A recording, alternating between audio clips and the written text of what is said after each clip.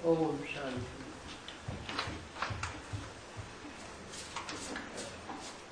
आज की तिथि है 7 जनवरी 1967। प्रातः क्लास रिकॉर्ड चला है। सो पाप की दुनिया से दूर कहीं ले चलो।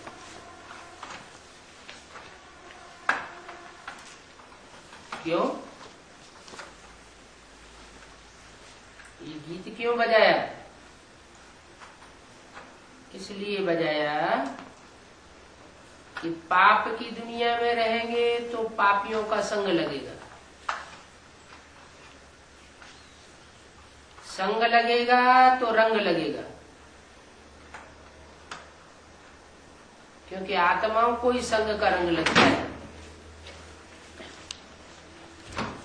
एक परम पिता परमात्मा ऐसा है जो इस दुनिया में आता है फिर भी उसको संग का रंग नहीं लगता है।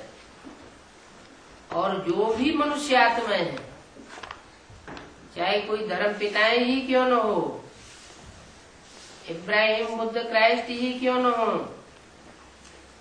रामकृष्ण की आत्माएं ही क्यों न हो, उनको संग का रंग जरूर लगता है। तो कलयुग की दुनिया तो पाप की दुनिया है।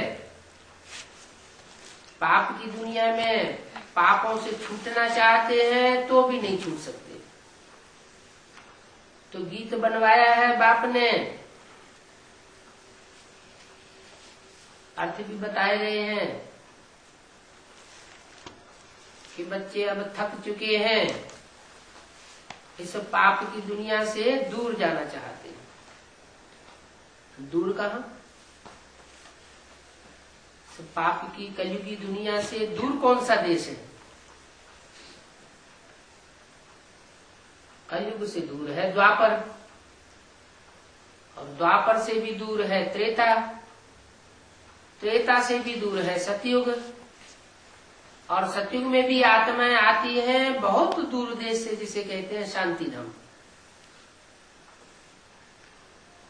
तो शांति धाम जाना पड़े पहले। क्यों? उल्टी सीढ़ी चढ़ कर के सुखधाम क्यों नहीं जा सकते? सतयुग में क्यों नहीं जा सकते?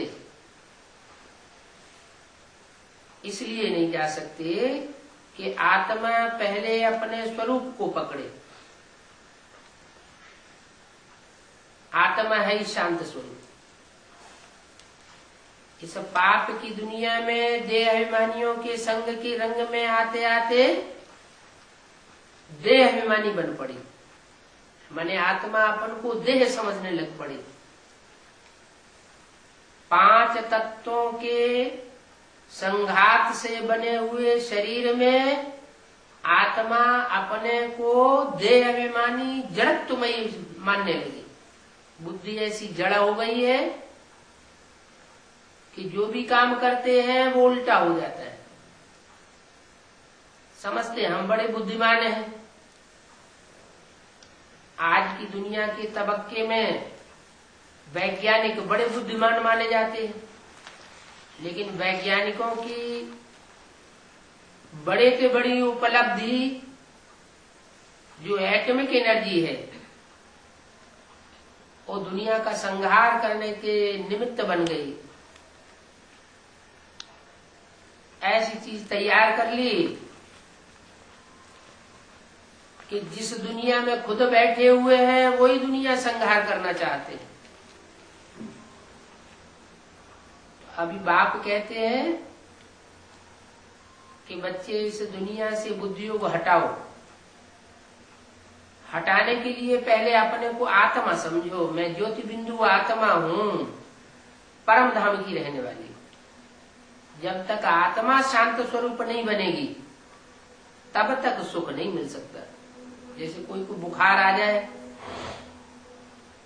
तो पहले वो रसगुल्ला खाना चाहेगा, रसगुल्ला का सुख लेगा, या पहले बुखार उतारना चाहेगा?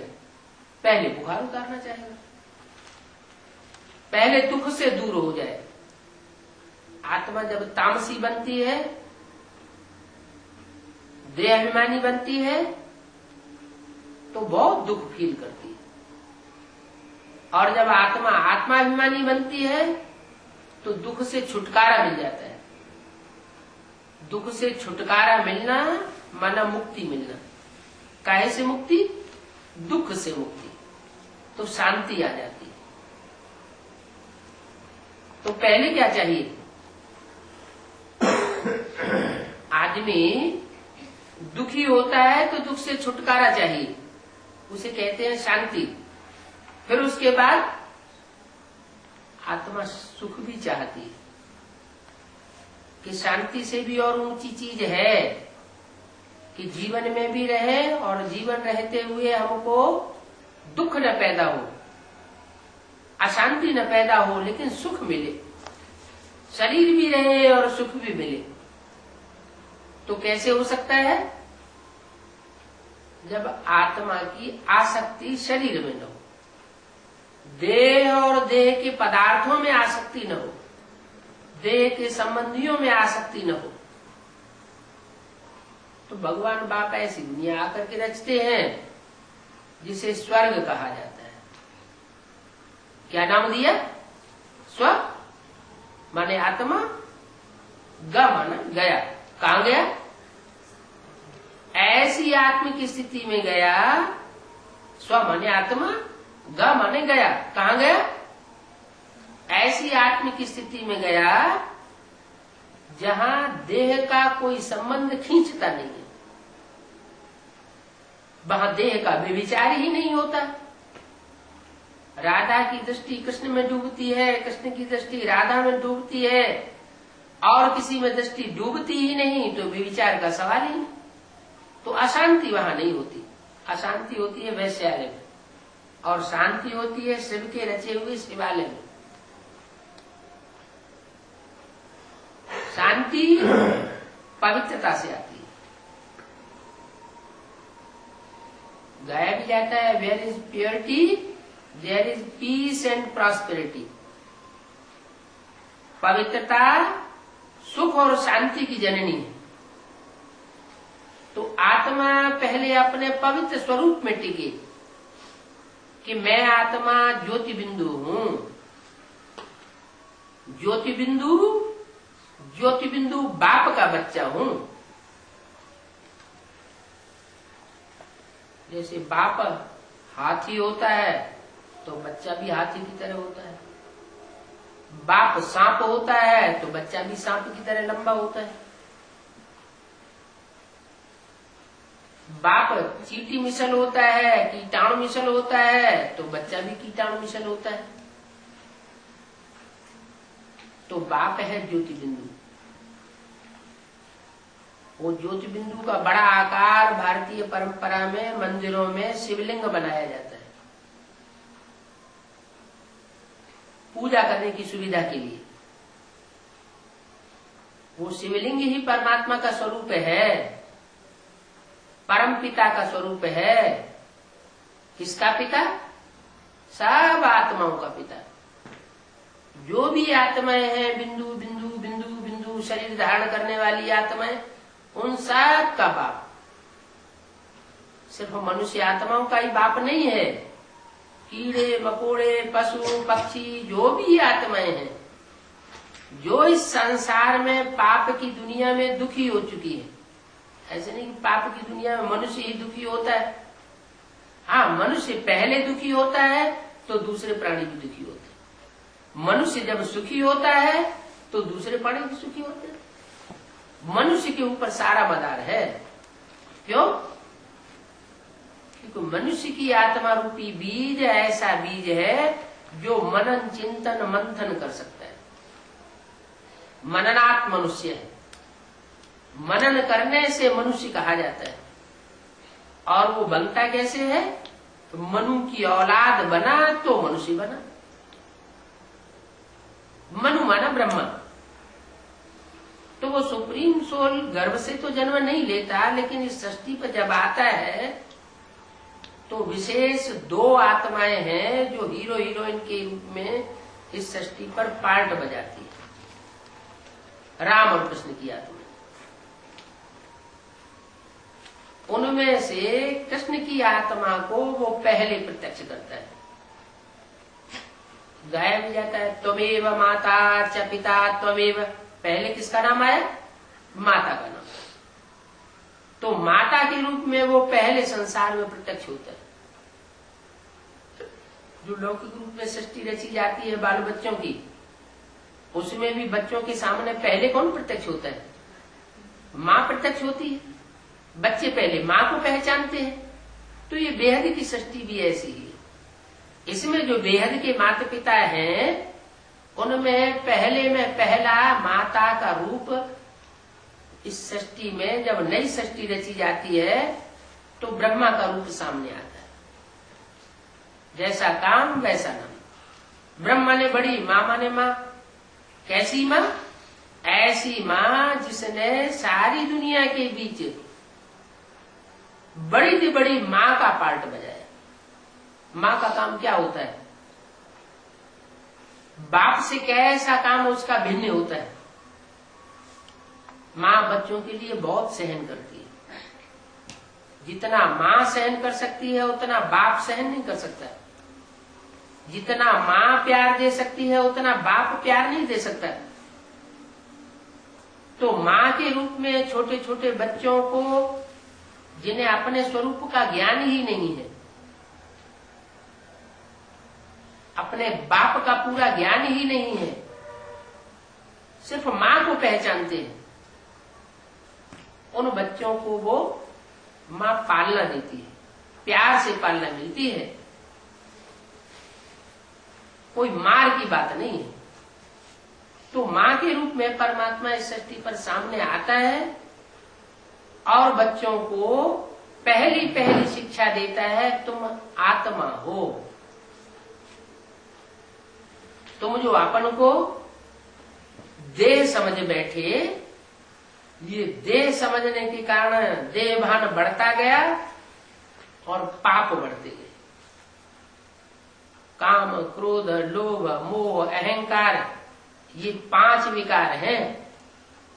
इन 5 विकारों के बढ़ने से पापों में बढ़ोतरी होती रहती है। इन 5 विकारों का बाप है देह अभिमान। जैसे जैसे देह अभिमान बढ़ता है, देह की याद आती है, देह के संबंधियों की याद आती है, देह के पदार्थ याद आते हैं, वैसे वैसे देहभान बढ़ता जाता है, विकार बढ़ते जाते हैं, पाप बढ़ते जाते हैं। तो इन पापों से मुक्ति पाने के लिए पहला उपाय है अपन को आत्मा समझना, और दूसरे जो भी सामने बैठे हुए हो उनसे उनको आत्म की स्थिति में देखना। जो भी बात करता है, जो भी मिलता है, उसको आत्म की स्मृति में देखना। आत्म की स्मृति में देखने की जो प्रैक्टिस है वो परमात्मा बाप की याद दिलाई दे रही है। इसलिए मुरली में भी बोला है, आत्मा रूपी सुई की सारी कट उतरने पर तुम डायरेक्ट बाप से सीखेंगे। जब तक स्वयं आत्मा नहीं बने हैं, आत्मा की स्थिति में नहीं आए हैं, आत्मा की याद की प्रैक्टिस पक्की नहीं हुई है, तो परमात्मा बाप की भी असली रूप में याद नहीं आ सकती। परमात्मा बाप का असली रूप क्या है? एक तो हमने मान लिया कि आत्मा ज्योति बिंदु, आत्मा बिंदु बिंदु का बाप परमात्मा ज्योति बिंदु, जिसका बड़ा आकार शिवलिंग बनाया जाता है। वो तो बेसिक रूप में ज्ञान आ गया। लेकिन वो ज्योति बिंदु कैसे हमारा पिता बनता है, कैसे माता बनता है, कैसे गुरु बनता है, कैसे टीचर बनता है, कैसे सब संबंध निभाता है? क्योंकि संबंध तो तभी निभाए जाते हैं जब साकार में। साकार नहीं है तो संबंध भी नहीं। वो तो एक ही संबंध बनता है बिंदु बिंदु आत्माओं का। बिंदु परमपिता के साथ, बिंदु बिंदु आत्माएं, बच्चे बच्ची भी नहीं, और परम पिता, वो पिता। पिता भी किस आधार पर? वो पिता इस आधार पर है कि आकर के ज्ञान देकर हमको आत्मा का परिचय देता है। तो हमारी बुद्धि में बैठता है कि हम शरीर नहीं है, हम देह नहीं है, हम देह के आधार पर जो अभी तक दूसरों को परिचय देते आए कि हम मनुष्य हैं, हम पुरुष हैं, हम डॉक्टर हैं, हम मास्टर हैं, हम स्त्री हैं, हम तो ये जो देह का हम परिचय देते आए, वो हम ये नहीं समझे कि इस देह के अंदर कार्य करने वाली आत्मा है। वो आत्मा ज्योति बिंदु प्रकृति के मध्य में बैठी हुई वो सारे शरीर का संचालन करती है। इस सारे शरीर को संचालन करने वाली आत्मा के स्वरूप में हम क्यों नहीं टिक पाते? उसका कारण है 63 जन्मों का देह अभिमान। 63 जन्मों से देह अभिमानी धर्म पिताओं ने आकर के जो देह भान फैलाया है, वो देह भान के संग के रंग में हम आ गए। उनके आने से पहले हम आत्माभिमानी थे। सब देवताएं आत्माभिमानी थे। आत्माभिमानी होने के कारण वो स्वर्ग में थे, क्योंकि स्वस्थिति में थे, स्वस्थिति में गए थे, इसलिए उनके रहने के स्थान का नाम पड़ा स्वर्ग। अब हम आत्मिक स्थिति से नीचे गिर गए संग के रंग में आकर के, और इतने नीचे गिर गए कि हम चाहते हुए भी पापों से मुक्ति नहीं प्राप्त कर सकते। हम चाहते हैं, अंदर से भाषण आती है कि अब हम पाप नहीं करेंगे, लेकिन पाप की परिभाषा ही नहीं मालूम। पाप क्या है, पुण्य क्या है, ये हमें पता ही नहीं चलता। तो बाप पहले पहले ये आकर के ज्ञान देते हैं कि पाप का मूल अर्थात बाप है देह अभिमान। मैं देह अभिमानी नहीं बनता हूं, माने आत्माओं का जो बाप है वो देह अभिमानी नहीं बनता। बल शरीर में आता है, रामकृष्ण के शरीर में प्रवेश करता है, कृष्ण के अंतिम जन्म के चोले में प्रवेश करता है, ब्रह्मा नाम देता है। उसके द्वारा अभी तो पाप करने की तो कोई बात ही नहीं, क्योंकि कोई भी ब्रह्मा कुमार कुमारी जो ब्रह्मा से पैदा हुआ, वो आज तक ऐसा कोई ब्रह्मा कुमार कुमारी नहीं मिला, चाहे वो कुखवंशावली हो चाहे मुखवंशावली हो, जो ये कहे कि ब्रह्मा ने हमको दुख दिया, ब्रह्मा ने हमको टेढ़ी नजर से देखा, ब्रह्मा ने हमको अशांति पैदा कर दी। कोई ब्रह्मा कुमार कुमारी ये नहीं कहेगा। तो माँ का जो पार्ट है वो ब्रह्मा के रूप में परमात्मा शिव ने बखूबी निभाया। लेकिन होता क्या है कि बच्चे दो तरह के होते हैं। एक कुछ आत्मा ऐसी होती है कि उन्हें कितनी भी पढ़ाई जाए तो वे अपने स्वरूप को नहीं छोड़ती, क्योंकि ज्यादा से ज्यादा दूसरे धर्म पिताओं के संसर्ग संपर्क में आई है, तो जल्दी अपने देहवान को छोड़ नहीं पाती। न छोड़ पाने के कारण वो आत्मिक स्थिति में टिकी ही नहीं पाती। और कुछ आत्मा ऐसी है जो परमात्मा का ज्ञान मिलने के तुरंत बाद उस स्थिति में टिकना आरंभ कर देती है। वो है सूर्यवंशी और चंद्रवंशी आत्माएं, जो सृष्टि की आज में फाउंडेशन डालने वाली बनती है। ज्ञान सूर्य शिव, वो राम वाली आत्मा में प्रवेश करता है पहले पहले। इसलिए गीता में लिखा हुआ है कि मैंने पहले ये ज्ञान सूर्य को दिया। वो सूर्यवंशी राम वाली आत्मा वो बीज है मनुष्य सृष्टि का। वो बीज ऐसे नहीं है कि जैसे शिव है। शिव को तो जन्म मरण का चक्र लगता नहीं है, और राम वाली आत्मा को जन्म मरण का चक्र लगता है।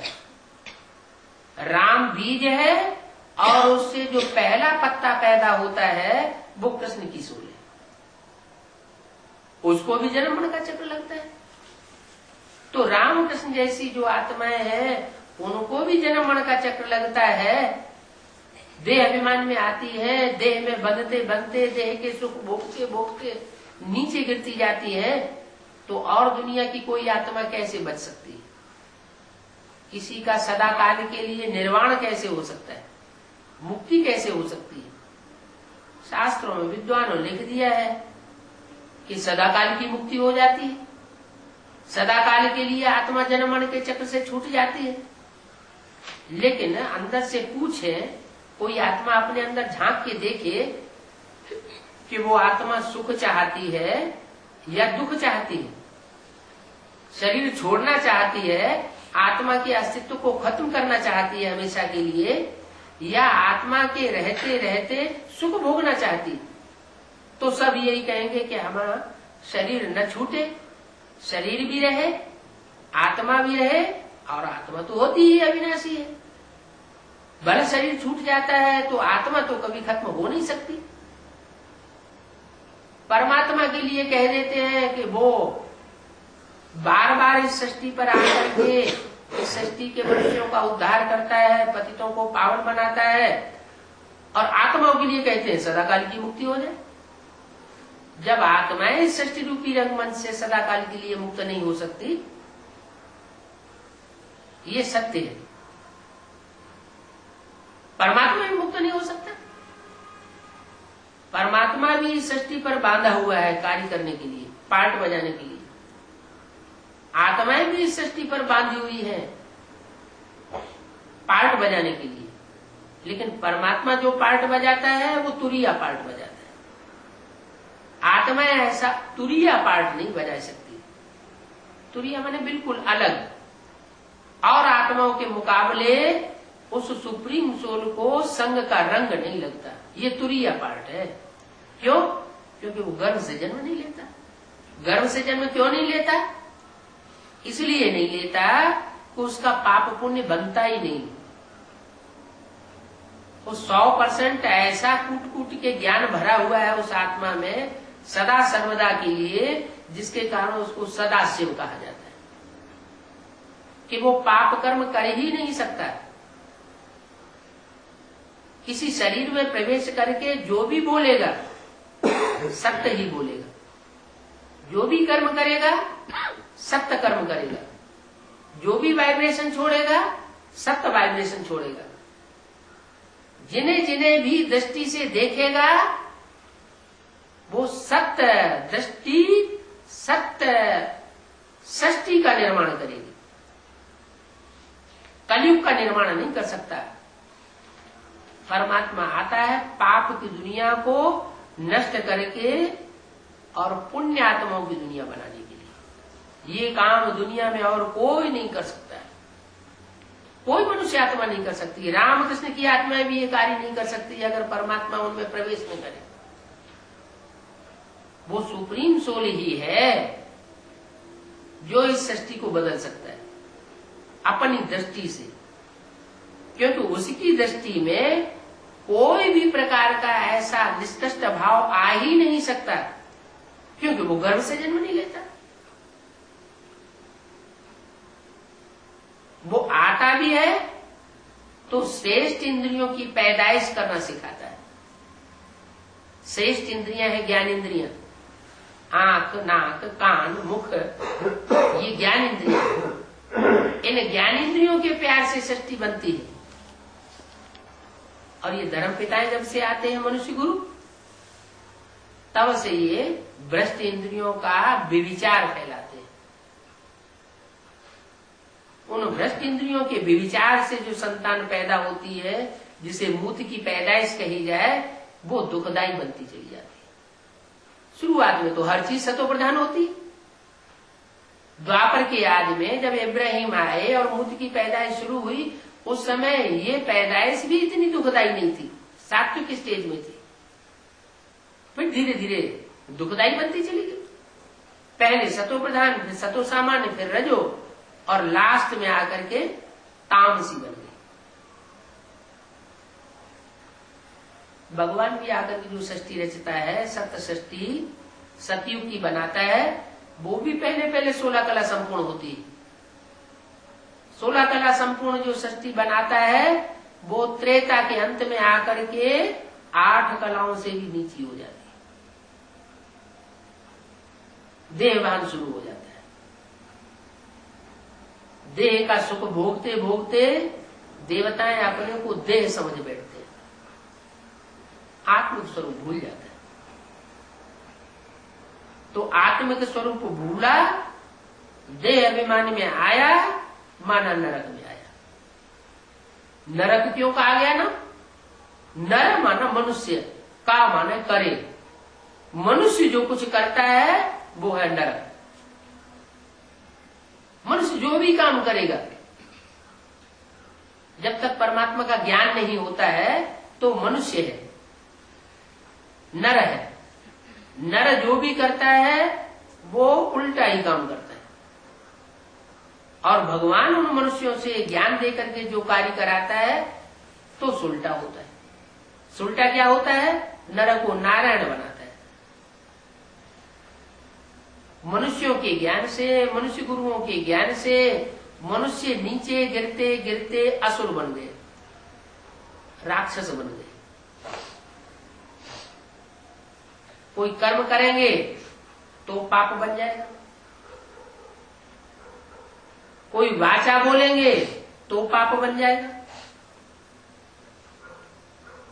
किसी को दृष्टि से देखेंगे तो वृत्ति खराब हो जाएगी, क्योंकि देवान भरा हुआ है। जो भी वाइब्रेशन छोड़ेंगे उनमें कुछ न कुछ दुष्ट वाइब्रेशन मिक्स कर देंगे। जैसे दूध का भरा हुआ घड़ा हो और उसमें एक बूंद विष मिल जाए तो धीरे धीरे सारा का सारा विष होता जाता है, वो विष फैलता जाता है। तो भगवान निर्विष बनाता है इस सृष्टि को।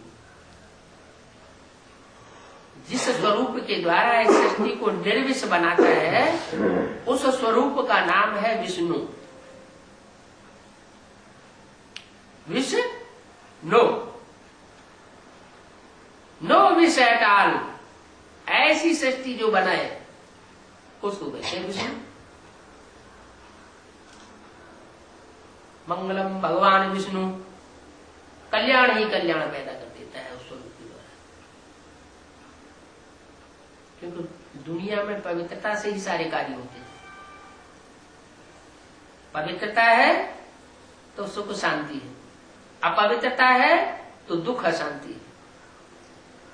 तो ये दुख अशांति वाली दुनिया, पाप की दुनिया, इस दुनिया से निजात पाने के लिए, छुटकारा पाने के लिए आत्मा पुकारती है भगवान को, इस पाप की दुनिया से दूर कहीं ले चल। ऐसे नहीं कि कलयुग के अंत में ही पुकारती है और कलयुग के अंत में जब परमात्मा इस सृष्टि पर आ जाता है उसके बाद पुकारना हमेशा के लिए बंद हो जाता है। नहीं, आने मात्र से तुरंत बंद नहीं हो सकता, प्रैक्टिस करनी पड़ती है आदमी की स्थिति की। भगवान जब इस सृष्टि पर आता है तो आत्मा रूपी जो एक्टर्स हैं उनको ज्ञान दे करके रंगमंच पर पार्ट बजाना सिखाता है। ज्ञान देता है तो पहले पहले ज्ञान भी सतो प्रधान होता है, माना शूटिंग कराता है, रिहर्सल कराता है। 4 युगों की रिहर्सल होती है ज्ञान मिलने के बाद। सतयुग, त्रेता, द्वापर और कलयुग। सतयुग की जो सतो प्रधान शूटिंग होती है उसमें आत्माएं शूटिंग पीरियड में भी बड़ी शांत रहती है। भले दुनिया वाले बड़े अशांत करते हैं तो भी अंदर से बड़ी खुशी रहती है। जैसे कराची में था, कराची में जो फाउंडेशन पड़ा वो सतयुगी फाउंडेशन पड़ा। एक का संग था, दुनिया वालों का कोई संग का रंग नहीं लग रहा था, तो 7 में तो शूटिंग हो गई। और अभी ब्राह्मणों की कैसी शूटिंग हो रही है, चाहे बेसिक नॉलेज के ब्राह्मण हो चाहे एडवांस पार्टी के ब्राह्मण हो, दोनों की हालत क्या है? अभी निश्चय बुद्धि, अभी अनिश्चय बुद्धि। सब एक जैसे नहीं है। कोई ज्यादा निश्चय बुद्धि की स्टेज में टिकते हैं, ज्यादा लंबे समय तक टिकते हैं। कोई को घड़ी घड़ी अनिश्चय आता है, घड़ी घड़ी उनको संभालना पड़ता है। घड़ी घड़ी अगर ज्ञान योग में न टिके तो अवस्था बहुत ऊंची नीची होती रहती है, संग का रंग बहुत जल्दी लग जाता है। तो जब ऐसी तामसी स्टेज की शूटिंग होती है तो उसका भी अति होती है तो उसका अंत हो जाता है और फिर परमात्मा बाप प्रत्यक्ष हो जाता है। अभी ब्राह्मणों की दुनिया में ऐसे नहीं है कि 69 से ब्रह्मा बाबा ने शरीर छोड़ दिया तो परमात्मा बाप शिव ने पार्ट बजाना बंद कर दिया, नहीं, वो गुप्त पार्ट बजाता, प्रत्यक्ष होकर के पार्ट नहीं बजाता। गुप्त होकर पार्ट बजाने की वजह से जो जितनी ज्यादा ज्ञानी आत्मा होती है वो उतना उस स्वरूप को पहचान पाती है, और जितनी ज्यादा अज्ञानी होती है, ज्ञान लेने के बाद भी अज्ञानता के कर्म करती है, उतना परमात्मा पार से दूर रहती है और पहचान नहीं पाती है। इसलिए भगवान बाप तो ये भी कहते हैं कि मेरे साथ रहने वाले बच्चे मेरे को नहीं पहचान सकते। दिन रात साथ रहते हैं, साथ खाते हैं, साथ पीते हैं, साथ में सोते हैं, सब तरीके से साथ है। कोई ये नहीं कह सकता कि साथ नहीं मिल रहा है, फिर भी पहचान पूरी नहीं हो पाती। और जब पहचान पूरी नहीं होती तो बुद्धि बाहर की दुनिया में भागती है। रहते हैं मधुवन में और बुद्धि रहती है उनकी बाहर की दुनिया में। तो शूटिंग कहां की होगी? संकरंग कहां का लगेगा? बाहर की दुनिया का संकरंग लगेगा या परमात्मा बाप का संकरंग लगेगा? बाहर की दुनिया का संकरंग। लंबे समय तक शूटिंग पीरियड में ये संकरंग लगता रहा तो अंत मते सो गति कौन सी होगी? क्या गति होगी? बाहर की दुनिया वालों से प्राप्ति होगी या परमात्मा बाप से प्राप्ति होगी? बाहर की दुनिया में चले जाते हैं, क्योंकि लंबे समय तक उनकी बुद्धि का योग बाहर की दुनिया में रहता है। इसलिए कहते हैं कि मधुवनवासी किसको कहा जाता है? ऐसे नहीं कि जो मधुवन में सरेंडर होकर के रहते हैं, साथ साथ रहते हैं प्रैक्टिकल में साकार में, वो मधुवनवासी है, नहीं। मधुवनवासी वो है जिनकी बुद्धि मधुवन में रहती है, मधुवन से बाहर नहीं जाती। भले गर्गस्थ की माताएं हैं, बांधेली माताएं हैं, बंधन में पड़ी हुई है, लेकिन उनकी बुद्धि का योग अगर मधुवन में बना रहता है, बाप के घर में, तो कहते हैं कि वो ही मधुवनवासी है।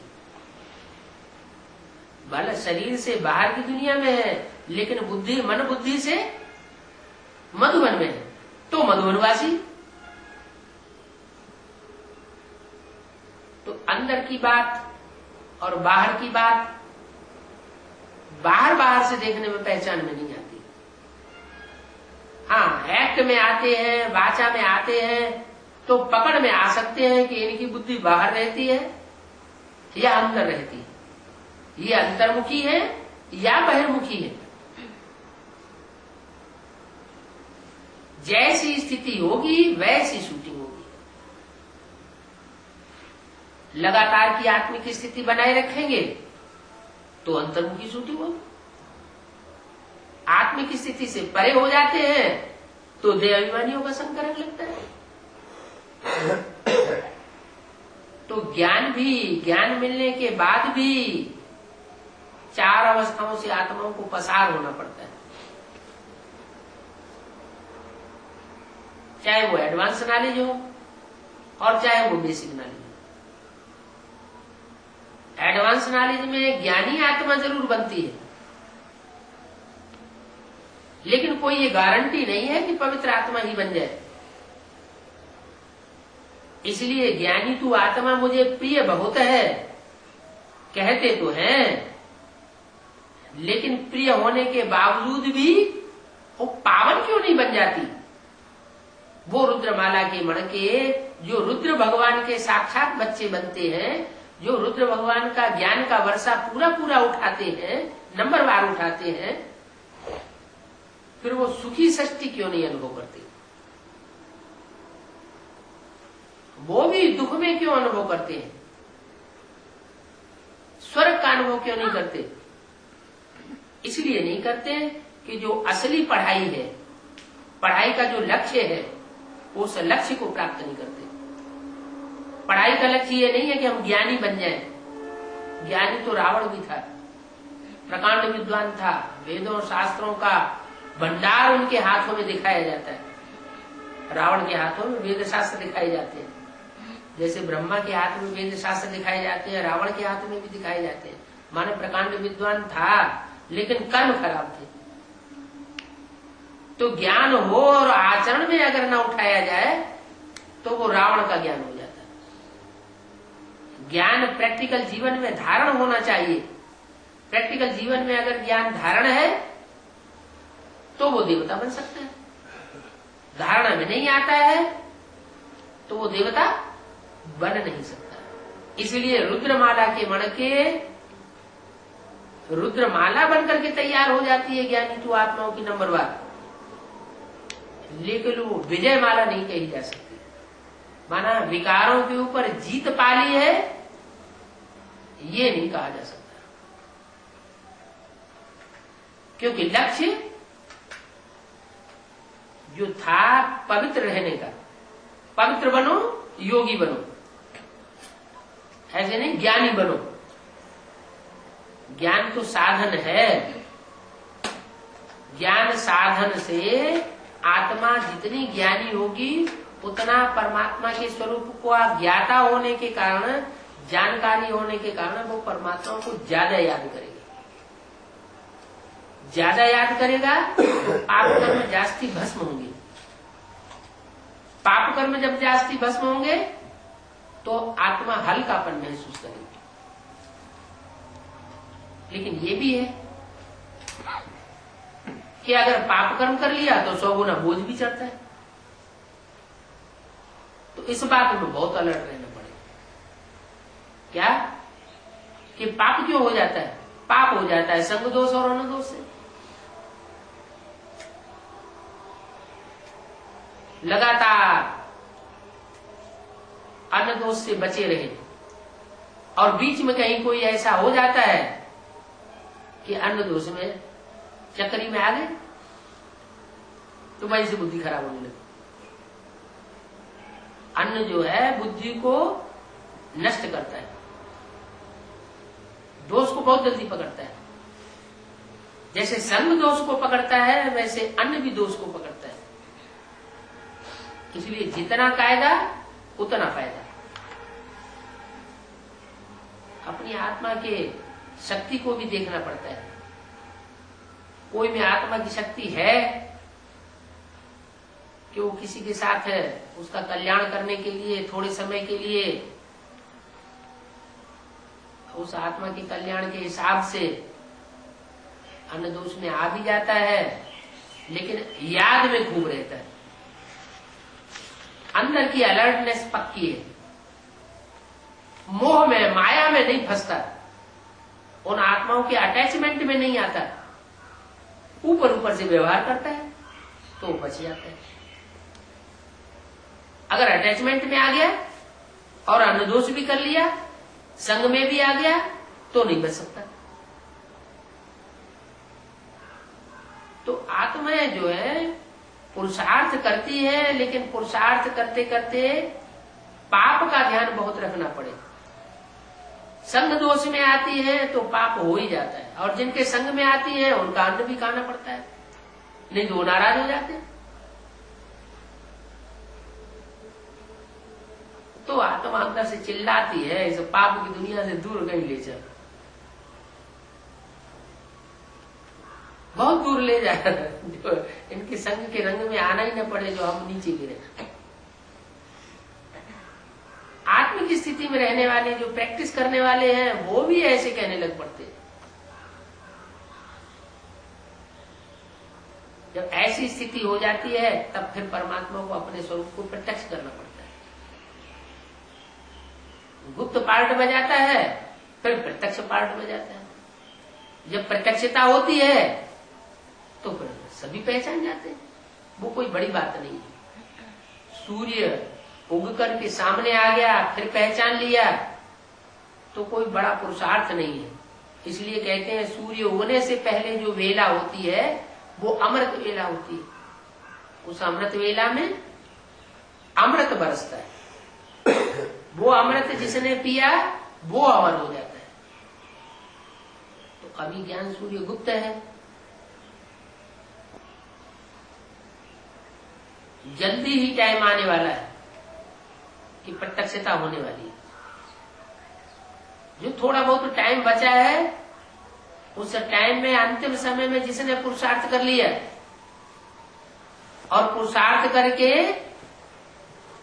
ऊंचा भाग्य बनाई लिया तो उसके लिए कहेंगे वाह वाह। जैसे कोई एग्जाम देते हैं तो सारी वर्ष पढ़ाई पढ़े या ना पढ़े, लेकिन एग्जाम होने के टाइम से पहले वो पढ़ाई पढ़ लेता है रात दिन जाग करके, तो अच्छा नंबर पा जाता है। ऐसे ही यहाँ अभी टाइम अंत समय का चल रहा है। कोई ऐसी ऐसी भाग्यशाली आत्माएं हैं कि अंत समय में ही आ रही है, एडवांस में। जो एडवांस में आती हैं उनकी शिफ्ट ये होती है मोस्टली ऐसी आत्माएं कि वो आदि में भी थी लेकिन बीच में अभी एडवांस में नहीं आई है, लंबे समय से नहीं आई है, तो उनके लिए एक तरह से अच्छा ही है। क्योंकि एडवांस में जो शुरुआत में आ गए और फिर विरोधी बन गए तो फायदा हुआ या नुकसान हुआ? ये तो बहुत भारी नुकसान हो गया। सदगुरु निंदा कराने वाले बन गए। वो तो उस लिस्ट में आ गए जिसके लिए बोला गया सदगुरु निंदक ठौर न पावे। जो सदगुरु की निंदा करने वाले हैं वो जो नई सृष्टि बनेगी उस नई सृष्टि में उनको नजदीक स्थान नहीं मिलेगा, नजदीक स्थान नहीं मिलेगा, दूर का नंबर मिलेगा। ठौर न पावे का मतलब जैसे अष्टदेव की माला है तो अष्टदेव की माला में जिन्होंने एडवांस की शुरुआत में ग्लानी कर दी वो नहीं आ पाएंगे। 12 की लिस्ट में आ सकते हैं, सूर्यवंशियों की 12 की लिस्ट में आ सकते हैं क्योंकि बड़े तीव्र पुरुषार्थी हैं। वो इतने तीव्र पुरुषार्थी हैं कि अभी अभी ऊपर अभी अभी नीचे, और उनके फॉलोअर्स इस बात को नहीं समझ पाते। वो उनको फॉलो करते हैं, फॉलो करने की वजह से वो उनके नीचे नीचे गति को पकड़ लेते हैं। पहले दुर्गुणों को आदमी जल्दी पकड़ता है और सद्गुणों को जल्दी नहीं पकड़ पाता है। माया का एक बहुत बड़ा सद्गुण है, कौन सा?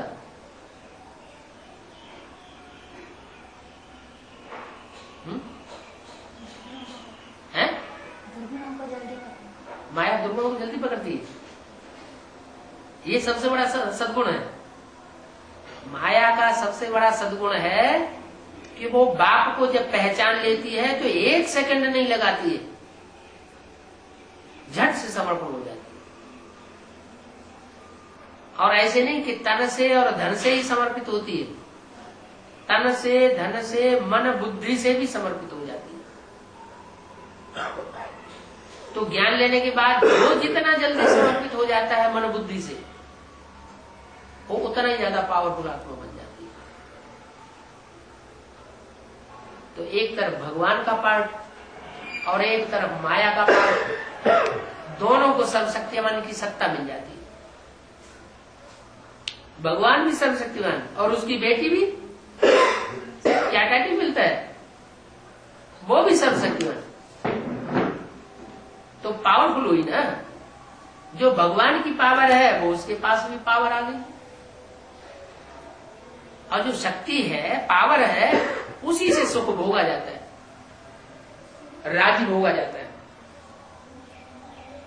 शक्ति नहीं है आत्मा में, आत्मा में पावर ही नहीं है, तो जन्म जन्मांतर के लिए राजाई भोगी नहीं जा सकती। ये बात दूसरी है कि माया की पावर मायावी पावर है और देवताओं की दैवीय पावर है जो ईश्वर से डायरेक्ट मिलती है, उसमें अंतर पड़ जाता है।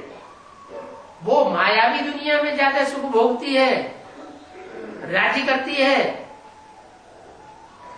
शूटिंग का हिसाब देखा जा सकता है। शूटिंग के हिसाब में ब्राह्मणों की दुनिया में कौन सी आत्मा है जो लंबे समय से राज्य कर रही है, गद्दी पे बैठी हुई आ रहा बुद्धि में है? कौन बेसिक में कौन है? है ना, बेटी है नाम उसका, बेटी माने कुमारी, कुमार का नाम है ना। और जब बाबा जीवित थे तो भी मुरली में बोला है, इन सब सितारों में सबसे जास्ती खाते किसकी होती है? कुमार का। उस समय भी दिल पे चढ़ी हुई थी। और उस आत्मा का समान पुरुषार्थी हुई विश्व किशोर भाव, वो भी बाबा के दिल पर चढ़े हुए। धन संपत्ति सारी उसकी निगाह में रहती थी। यज्ञ में जो भी भंडार था, कोई बड़ा काम करने के लिए बाबा उसको भेजते थे पहले। जैसे कराची छोड़ करके जब हिंदुस्तान आए, बड़े जहाज में माल डाल और बच्चों को लेकर के बाबा जब आए बंबई में, तो बंबई से सबसे पहले विश्व किशोर भाऊ को भेजा कि जाओ बड़े शहरों में खोजो जाके कहीं कोई बड़ी बिल्डिंग मिल जाए। अहमदाबाद जाओ, पहले अहमदाबाद में भेजा, देखो जाके कोई स्थान। विश्व किशोर भाऊ को वहां स्थान ही नहीं मिला। अहमदाबाद में कोई स्थान नहीं मिला, ऐसा कोई बड़ा बंगला मिला नहीं। फिर किसी ने उनके कान में ऐसा बताया कि वो एक बंगला वहां माउंट आबू में खाली पड़ा है, पोखरान हाउस, किसी राजा का बंगला है। वहां जाने से वो मिल गया। तो कोई भी बड़ा कार्य करते थे बाबा, तो विश्व किशोर भाऊ को आगे रखते थे। वफादार बच्चा था बाबा।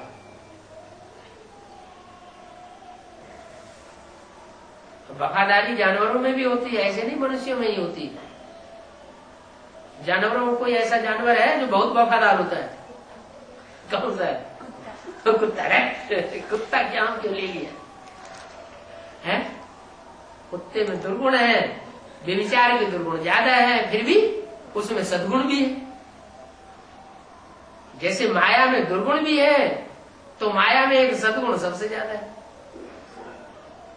कि उसकी बुद्धि में जब कन्फर्मेशन हो जाता है तो वो देर नहीं लगाती। माया है विदेशी, माया रावण है विदेशी, और राम बाप है स्वदेशी।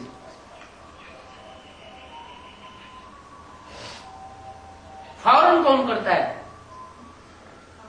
जो फौरन करता है वो फॉरेनर।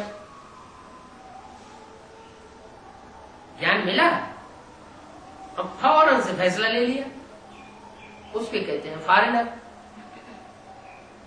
भारत की कन्याएं होंगी तो 20 बार सोचेंगी, जल्दी नहीं सरेंडर होती, घिस घिस बहुत लगते हैं। फॉरेन की कन्या होगी, अगर बुद्धि में फट बैठ जाएगी तो पट से सरेंडर हो जाएगी। फॉरेन माने फौरन।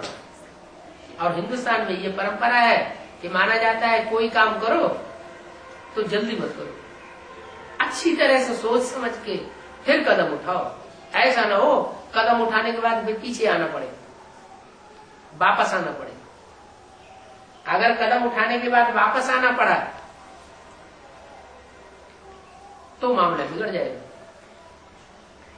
जैसे फॉरेनर्स, एडवांस पार्टी शुरू होती है और फॉरेनर्स बाप को प्रत्यक्ष करते हैं, क्योंकि नियम बना हुआ है विदेशी ही बाप को प्रत्यक्ष करते हैं।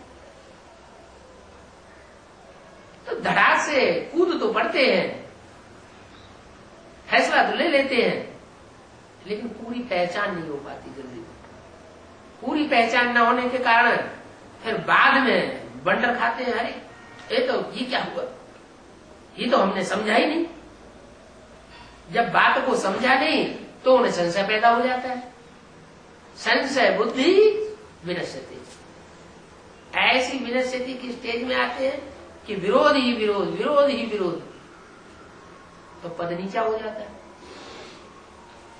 तो बजाय पद नीचा करने के क्या करना चाहिए, अच्छी तरह सोच समझ के फिर बुद्धि को, तन को, मन को समर्पित करना अच्छा है। इसलिए भारतवासी विजयी हो जाते हैं और विदेशी माया उसको हार खानी पड़ती है।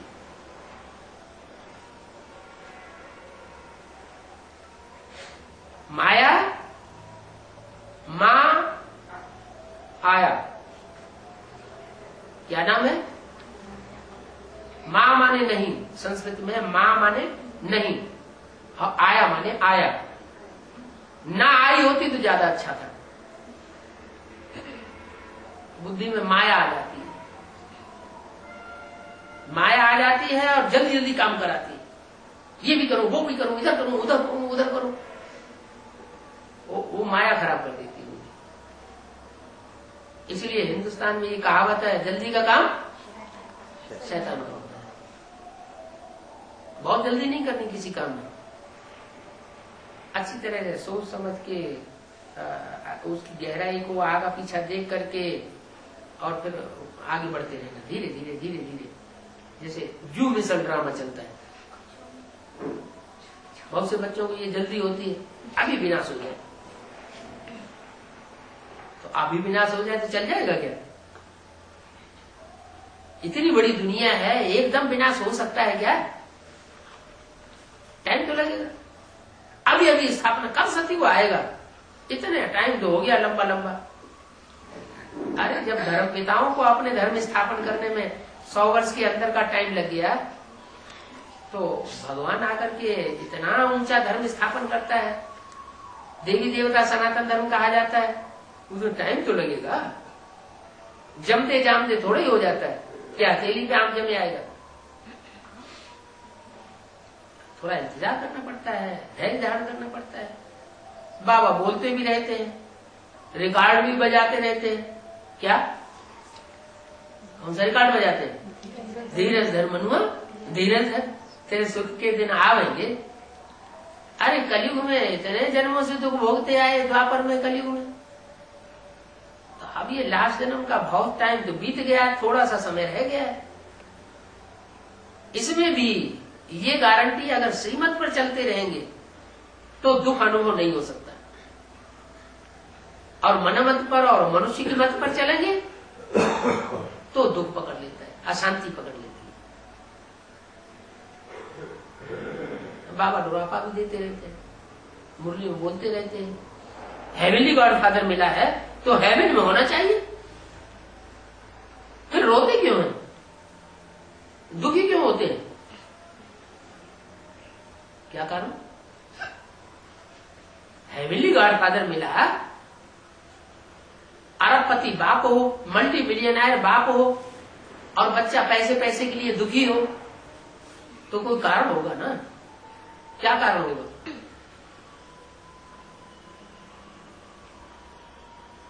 कोई कारण होगा ना कि इतना दुखी क्यों है बच्चा, जब अरबपति का बच्चा है तो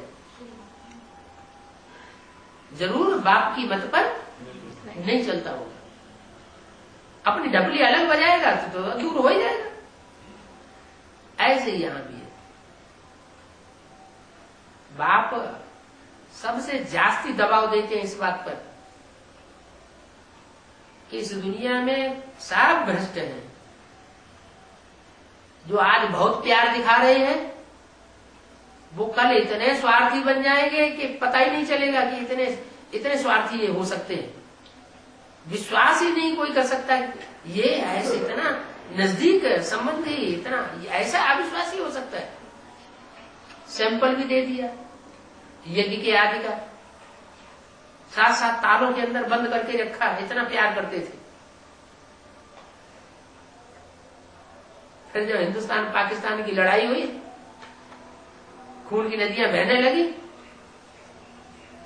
तो इतना भय पैदा हो गया कि कहाँ बहन है, कहाँ बेटी है, कहाँ पत्नी है, उनकी चिंता ही नहीं, उन्हें ध्यान ही नहीं दिया, बखड़े।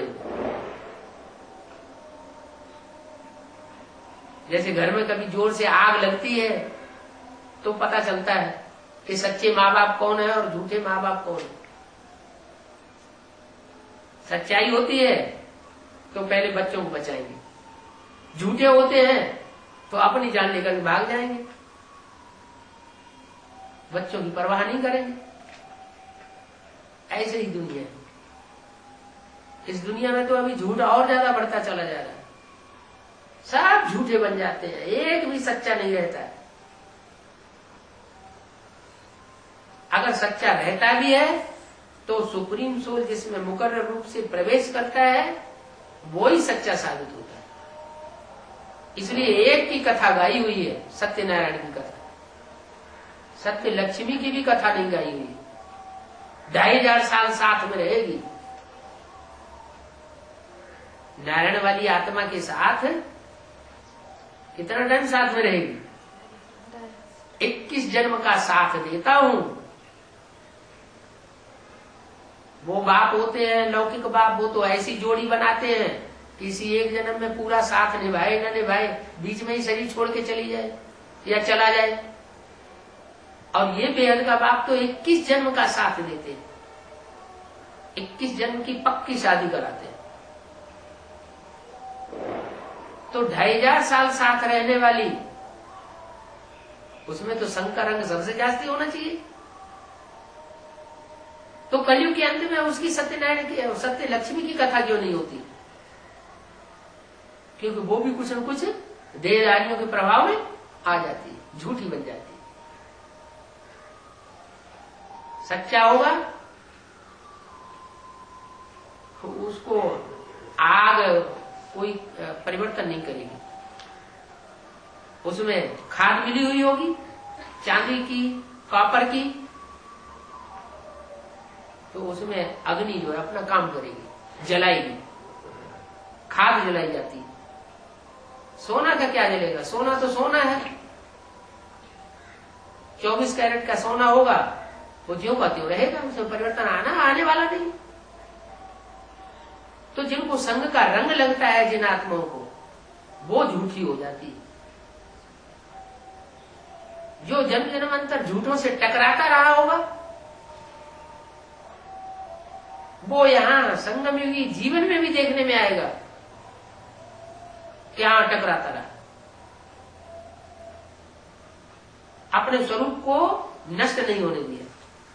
लेकिन बाबा कहते हैं माया बड़ी प्रबल है, ऐसा अहंकार कोई न करे। कैसा अहंकार? कि माया हमको नहीं जीत सकती, हमारे ऊपर माया का कोई असर नहीं हो सकता। लास्ट जन्म में आकर के वो राम की आत्मा भी हार जाती, माया के चंबे में आ जाती, प्रभाव में आ जाती, नीचे गिर जाती। और इतनी नीचे गिरती, इतनी नीचे गिरती, इतनी नीचे गिरती कि दुनिया में कोई भी आत्मा, कोई भी शख्सियत इतनी नीचे नहीं गिर सकती।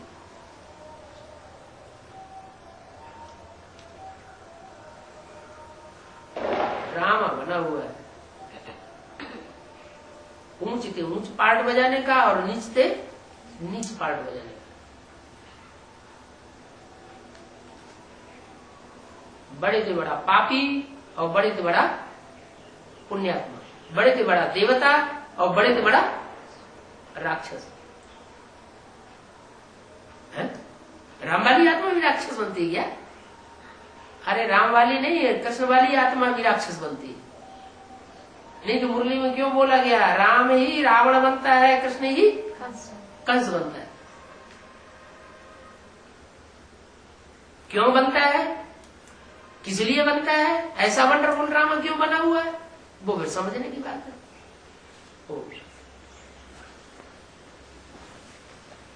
शरीर छोटा होता है, मैंने सुना है कि वो उनको 8 दिन पहले ही पता चल जाता है कि हमें 8 दिन पहले शरीर छोड़ देना है। ये क्या है? कोई आत्मा किसी जन्म में ज्यादा पाप कर्म नहीं करती है, कम पापी होती है दूसरों के मुकाबले, तो सात्विक स्टेज वाली होती है, उनको पता कर सकता है। कोई कोई के स्वप्न भी बहुत अच्छे होते हैं, स्वप्न सच्चे हो जाते हैं। कोई कोई को साक्षात्कार होते हैं पहले से और वो सच्चे साबित हो जाते हैं।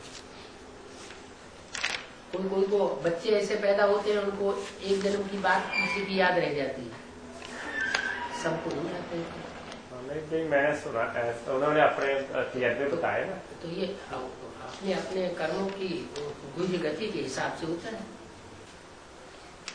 जब उन्होंने जाना शरीर छोड़ना होता है तो वो बोल देते हैं मुझे इस दिन शरीर छोड़ना है, और बस वो बैठ जाते हैं। तो गुरु भी जाते हैं। कभी कभी क्या होता है, ज्यादातर मनुष्य गुरु जो होते हैं वो तांत्रिक प्रक्रियाओं वाले होते हैं, तंत्र विद्या भूत प्रेत को उपासना करने वाले। तो भूत प्रेत जो आत्माएं बनती हैं, शरीर छोड़ करके रहती हैं सूक्ष्म शरीर से, उनको अंदरूनी बात का जल्दी पता लग जाता है। जो शरीर में बंद करके रहने वाली आत्माएं हैं, उनको अंदरूनी बात का पता नहीं लगता। जैसे आपने देखा मजमा लगाने वाले कोई कोई होते हैं, तो मजमा लगाते हैं और कोई बच्चे को या कोई आदमी को सुला देते हैं और उसमें आत्मा की प्रवेशता करा देते हैं। कोई भूत प्रेत प्रवेश कर जाता है। फिर किसी आदमी को खड़ा करके पूछते हैं, बताओ इसकी जेब में कितने रुपए हैं, और वो बताता है। तो जेब के अंदर तो अंदर रखे हुए हैं पैसे, पॉकेट के अंदर, उसने कैसे बता दिया कि इतने नोट 100 के हैं, इतने नोट 50 हैं? क्यों? सूक्ष्म शरीरधारी आत्मा है। तो ये छोटे मोटे चमत्कार करने से कोई सृष्टि का कल्याण नहीं होता है। जैसे साईं बाबा है, बड़े बड़े बालों वाले, तो मुट्ठी खोलते हैं, चुटकी में से लड्डू निकाल देते हैं, पेड़ा निकाल देते हैं।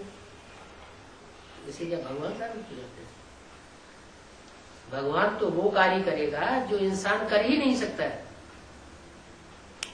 भगवान नरक को स्वर्ग बनाता है, नरक की दुनिया का विनाश कराता है। ये काम कोई मनुष्य आज तक कर ही नहीं सका। भगवान छोटे मोटे काम करेगा क्या? बाजीगरी करेगा?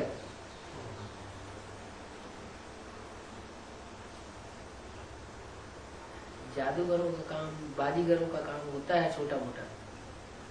भगवान तो बड़ा काम करता है और गुप्त रह करके करता है।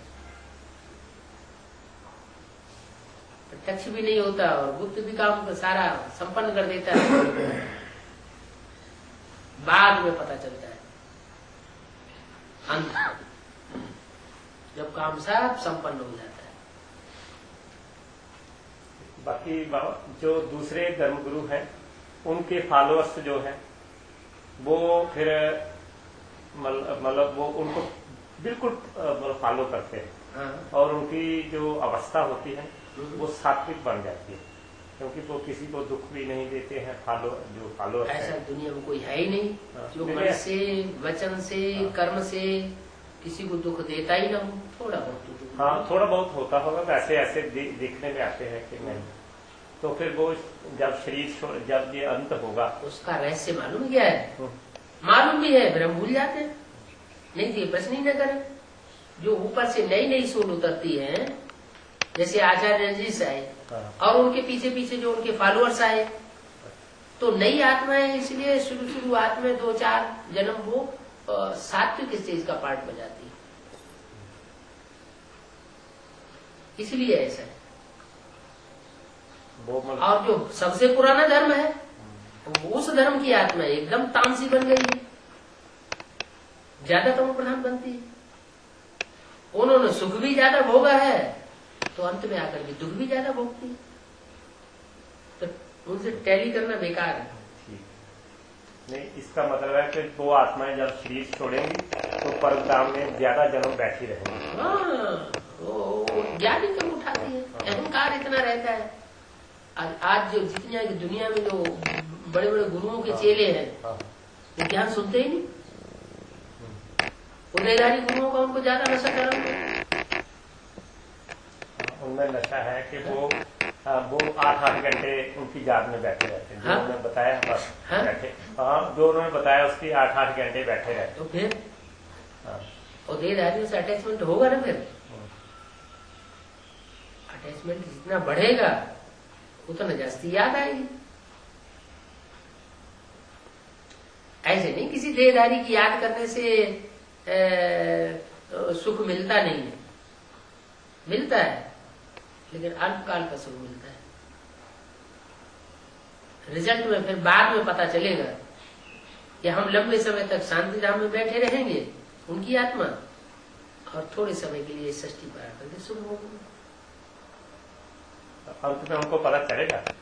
क्यों नहीं पता? 500 करोड़ मनुष्य आत्माओं में से कोई भी ऐसी आत्मा नहीं जो बाप के घर को न पहचाने और बाप को न पहचाने। नहीं तो इस दुनिया से छुटकारा हो ही नहीं सकता।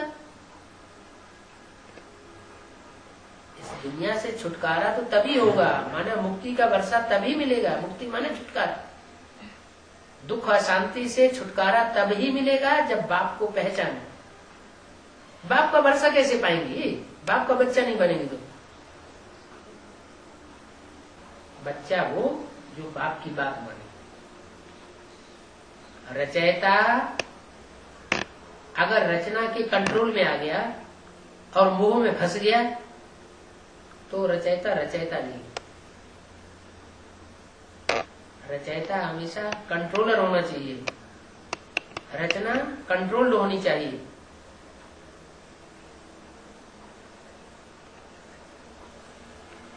रचयिता माने बाप, रचना माने बच्चा। वो बच्चा बच्चा नहीं जो रचयिता बाप के कंट्रोल में न हो। वो पत्नी पत्नी नहीं जो पति के कंट्रोल में न हो। पति है रचयिता, पत्नी है रचना। छोटे छोटे चमत्कारों में दुनिया फंस जाती है।